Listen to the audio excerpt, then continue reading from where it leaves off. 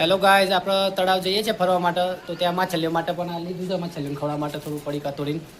તો ત્યાં તળાવ જઈને તમને બતાવીએ રાયગઢનું તળાવ પ્રતાપ સાગર. ચલો.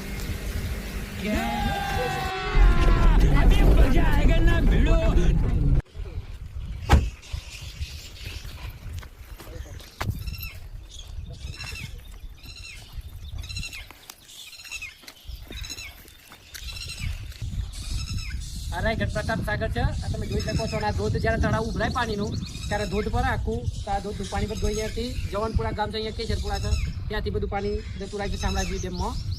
જોઈ શકો છો.